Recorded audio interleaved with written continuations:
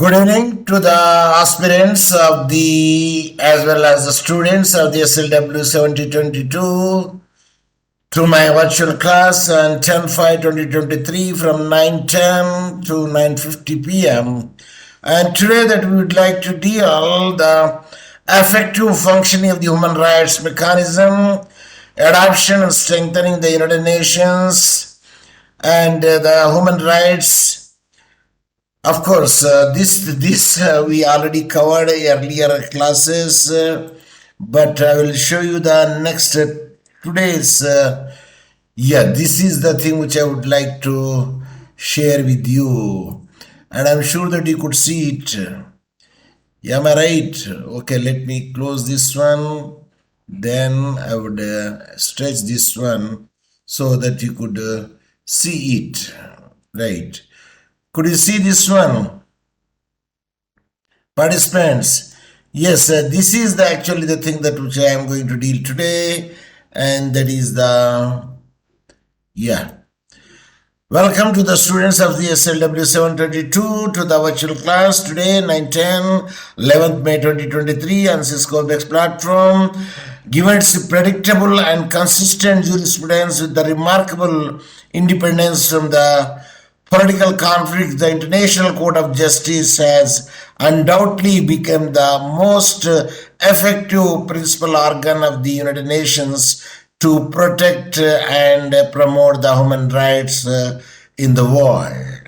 So, how far the effectiveness in the protection and promotion of the human rights by the International Court of Justice, that's we would like to deal in today's class, and we'll see that how far that we can clear it. Yes, participants, are you there? The International Court of Justice, a bright light in the dark times. Yes, that is really is a disguise from of a blessing. And since establishments in 1946, the International Court of Justice, that is called the ICJ, has played a fundamental role in the prevention and the pacific settlement of dispute between the states. And because of its great authority in the international community as a whole, 76 years in its heavy workload and over the growing docket show that the ICJ has a strong, reliable and necessary as ever.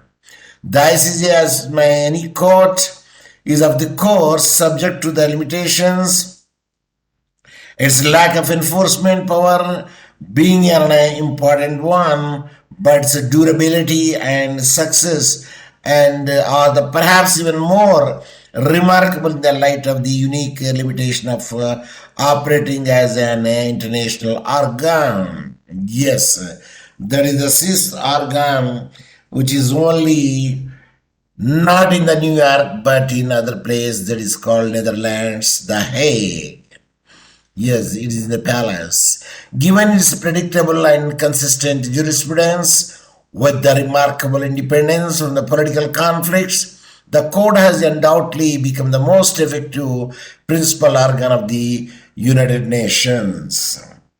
Yes, though it may be the weak in the implementation to a certain extent, but not the full extent, because it will be supported by the UN Security Council for the sanctions. Predictability, uniformity, and global representation. Let us see that what would be there. Participants, are you there? Through the rigorousness, quality, and above all, the consistency of its judgment, the court has become a quite predictable tribunal in its respect for the precedents, and this is one of its major major virtues. The ICJ draws on its jurisprudence and that of its predecessor.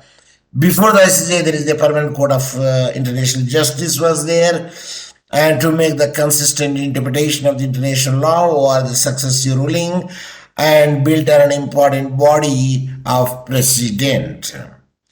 Then there are certain many examples of this, one of them being its consistency regarding a right of to consular assistance through the Briard in 1988, Legrand 2001, Avena 2004, and Jadhav 2019. These are the remarkable counsel and assistance would be there by the ICJ cases.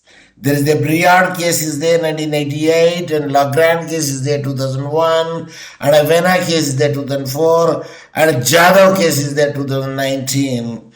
And by issuing the robustly resistant decision that built on one another, the ICJ also contributed to the development of the international law. And it will also promote the protection of the human rights if the state will approach them or on the recommendation of the Security Council. Although the judgments are binding only with respect to the parties in a particular case, those who are the member states of the ICJ, in de facto, those who are the members of the UNO, they should be the subject of the ICJ. The court has established itself as a sort of an international Supreme Court, contributing to the uniformity and harmony of the international law. Now let us go to the next. This has been particularly relevant in the face of the emergence of new courts and tribunals with a different specialized jurisdiction. Today, the ICJ coexists with the Permanent Court of Arbitration. Yes, the International Criminal Court, that is also there in The Hague, Netherlands, but earlier in the Palace, but now it is shifted to the different place. That is the International Criminal Court.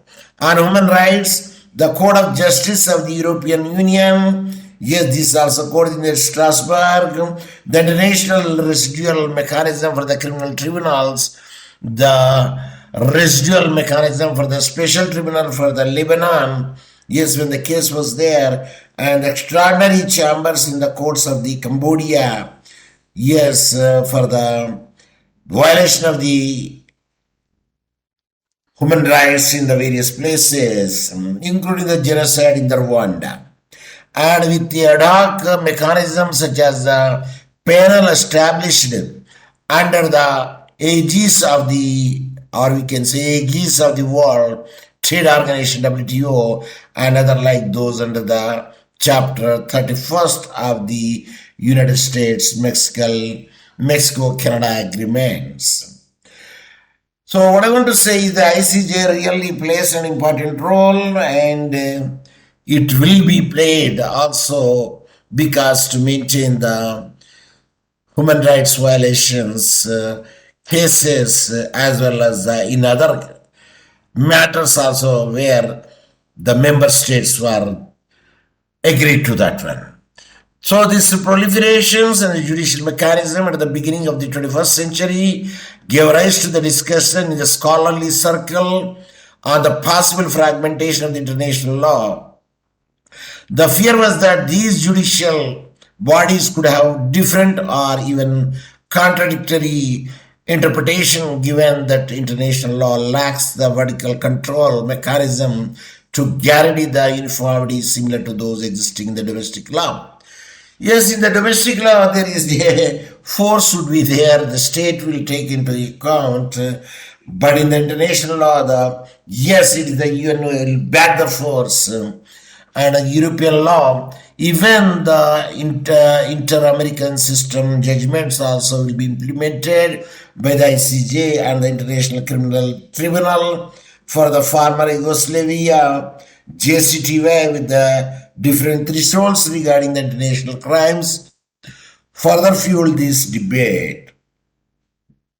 Yes, the criminal cases are filed and separate courts are maintained, like for the Rwanda genocide, we do have a court in Arusha, and we have regional court also there, People's Court for undertaking the human rights violations in Arusha.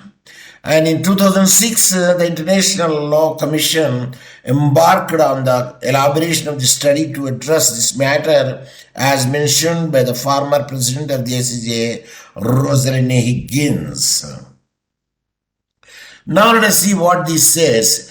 These concerns have not proved significant, or indeed such a fragmentation has not occurred largely because of the largely undisputed authority of the ICJ. Now, despite not being designed as a global constitutional court, the judgment and orders of the court are widely respected as cited by the other international courts and tribunals. Certainly, its consistency is the key component of this result.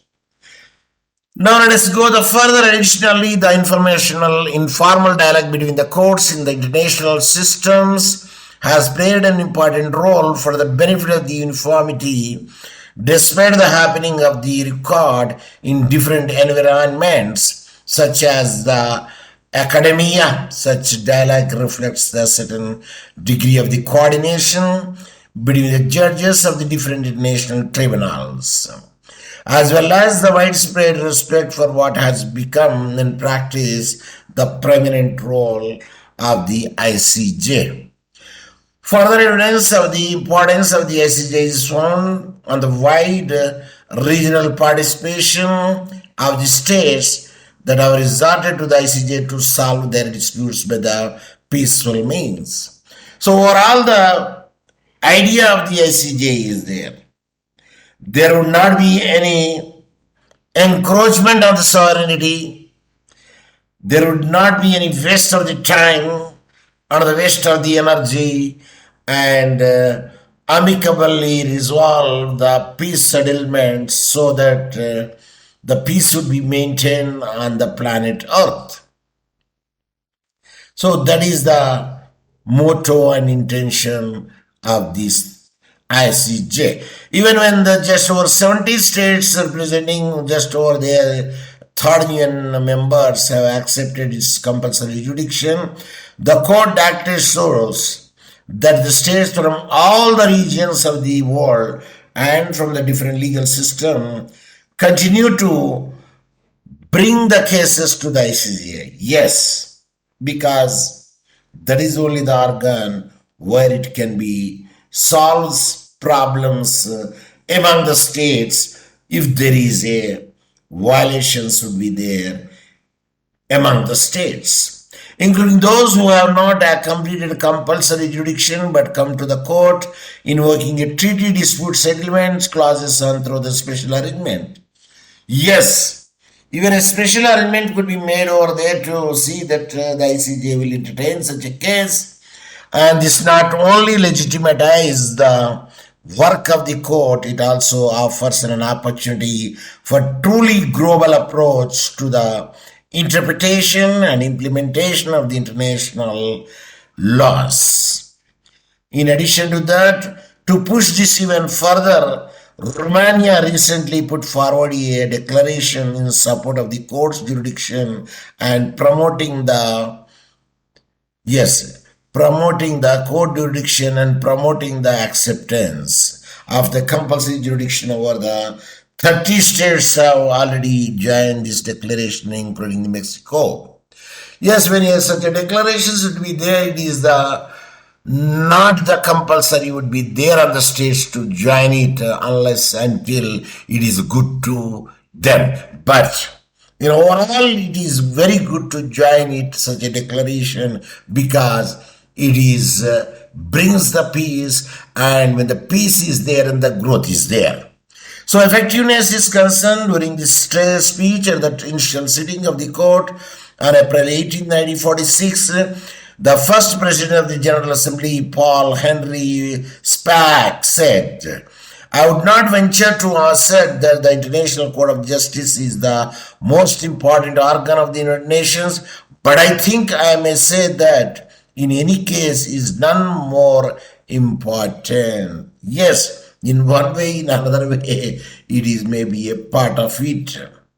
So, in its importance of the any UN organs is assessed by its effectiveness. There is a little doubt that the court occupies the preeminent position. So, we are discussing about now the effectiveness of the protection and promotion of the human rights by the different organs. And in yesterday class, treaty-based organs we did it, and today class we are dealing with the role of the ICJ in effectiveness in protection and promotion of the human rights around the world.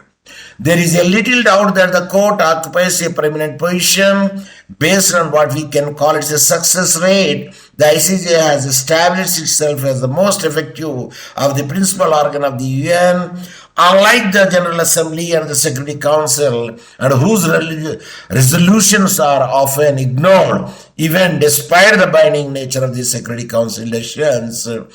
The vast majority of the ruling of the ICJ are implemented by the parties to the dispute and even recognized by the third states.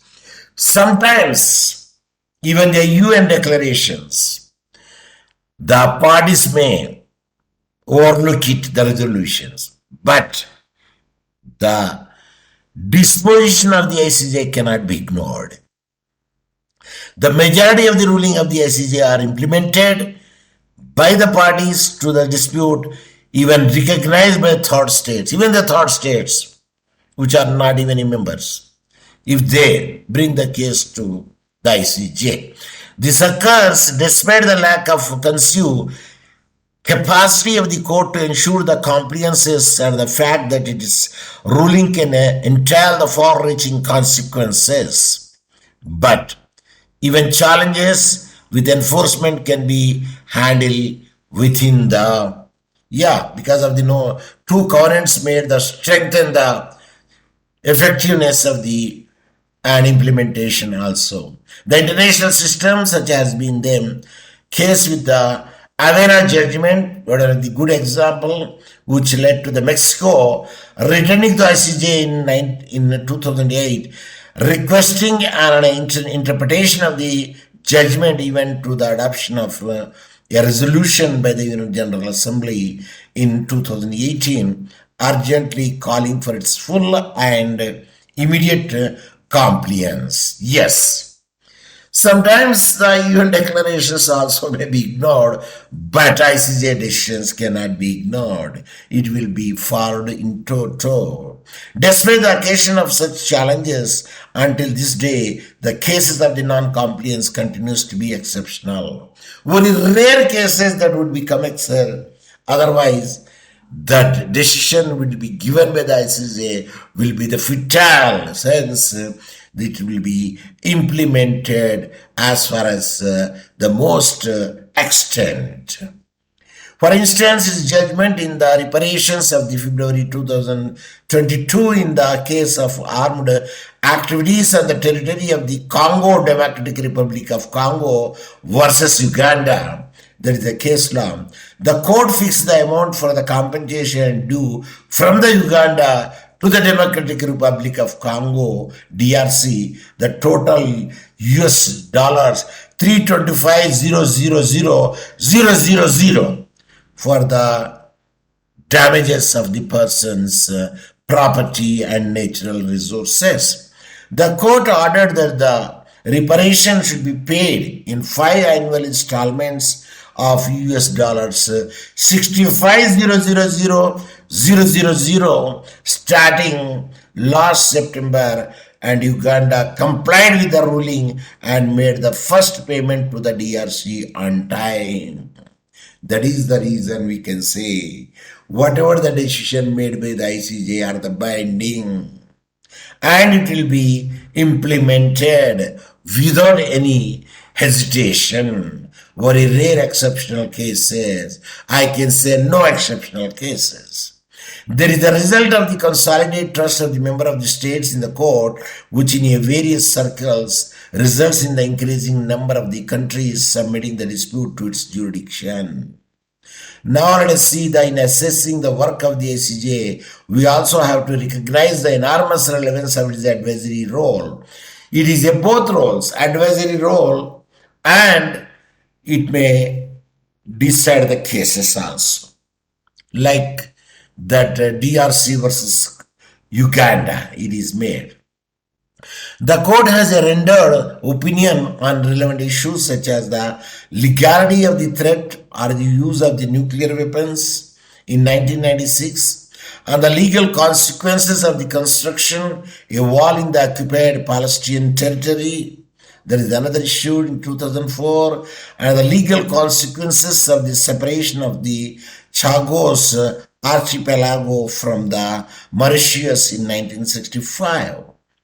In 2019, among the others, it is worth noting that the ICJ has never refused to answer a request for any advisory opinion. If any state will ask for any advisory opinion, ICJ never rejects such a request. Furthermore, the court gives the priority to the advisory opinions or the contentious cases. They will give the advisory opinion, and in cases which will be contested, just before I say DRC versus Uganda. Yes, that is the contesting case, and where it is awarded, and the amount which I read it, and the first installment paid by the Uganda. And now let us go to the another point here is, furthermore, the court gives the priority to the advisory opinions over the contentious cases, because even when these are non-binding in its capacity as the principal judicial organ of the United Nations, by the answering them, it provides a service to the entire membership acting through the General Assembly. Who are the member of the UNO? In ex officio member of the ICJ and its jurisdiction.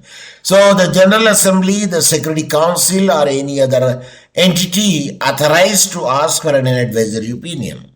Yes, in the UN organs, they will also ask the advisory opinion, and if the contention would be there to contest any cases, the state will approach to the ICJ. Through this mechanism, the court also develops the jurisprudence that supports political and diplomatic efforts. It is therefore worth considering the possibility originality proposed by the Secretary General Javier Pérez de Cuellar. There is a report of the Secretary General on the work of the organization in 1990. So from that onwards till the 2023, yes, ICJ will be taking care of the cases and disposing both the contentious cases as well as the advisory cases. Later reiterated the Secretary General Boutros Ghali for the General Assembly later on, and authorized the Secretary General of the request of advisory opinions on a permanent basis. This would drastically reinforce his or her role in engaging the prevention and the peaceful solutions of conflicts are there. Now the years ahead, how the ICJ will take. During the last 2 decades, states have submitted to the court cases on areas of the international law that were not previously included in its docket, such as the human rights are there, and the protection of the environment is there. Yes, one can approach it. As it was noted by the President of the court, Judge John G. Donegal, the court has been able to tackle these disputes, that is even international human rights violations and environmental disputes are concerned. Of course, nuclear weapons, the manufacturing and production of it also, they will interfere it, and they will make an action against the state, those who are doing so. So these disputes, including the ones relating to the complex technical and scientific matters, in the future we can expect that the diversification will continue definitely, and a wide area would be given for the International Court of Justice. For instance, current ongoing processes could lead to the adoption of the international legality binding agreements on marine plastic pollutions, and then conservation and sustainable use of the high seas and cyber crimes. The area is extending now. The prevention of the pandemics, yes, this is also the ambit and the jurisdiction of the ICJ is day by day is increasing. So area of the law that could potentially be considered by the courts in future cases also. Yes. Whenever such a situation arises over there, the development would be made in the society to keep the pace with the society. The law should be changed. That's the reason we can say that the law is the instrument of social change. In any event, in the general state of friendly relations among the nations, natural divergence of the views and disputes will continue to arise. But let us consider an important factor. Almost every international conflict is expressed in legal terms. And even when violating the law, states try to insert their actions within the international legal framework in order to better justify them.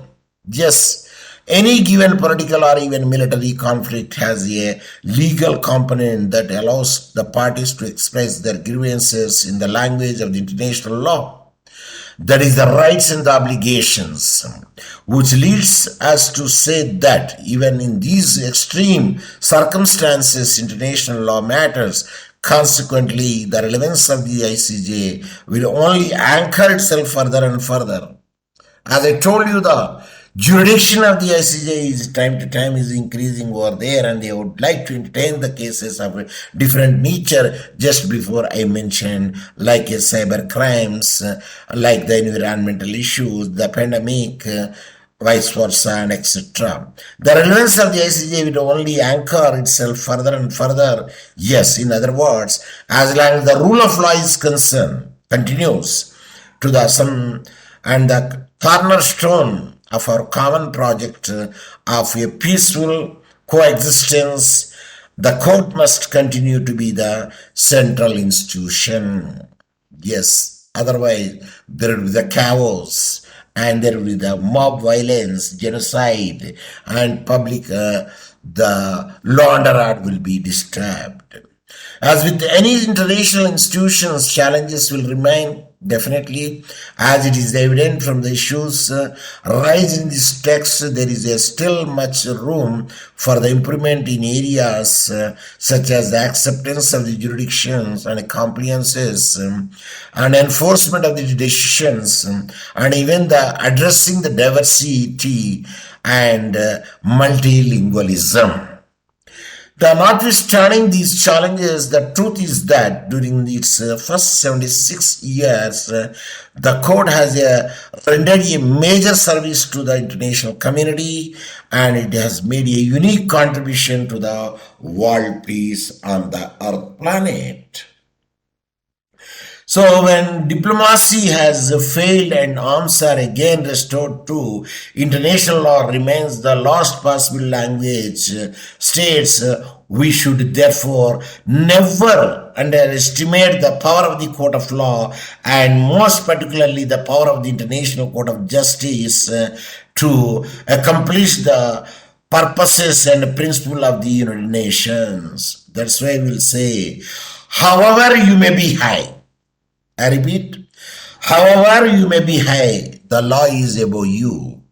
That is the which I want to express. So don't think that ICJ doesn't make any role to play it. Yes, it is a pivotal role it plays in protection and promotion of human rights. In addition to that, the new areas also, the ambit of the ICJ is increasing as the society is changing, and in the same manner, the increase in the jurisdiction to entertain the cases also will be increased, and ICJ really it only the protects and promote the human rights. In addition to that, even the states may overlook the declarations of the UNO in some certain respect, but there is no such a thing will be happen in the case of the ICJ, its decisions are concerned. So that is the entire idea, how the effectiveness in the protection and promotion of the human rights by the ICJ. And in my last class, that is yesterday class, we dealt it, how the international treaty based will protect and promote the human rights in the entire world, including the Tanzania. So every state, those who are subject to the UNO in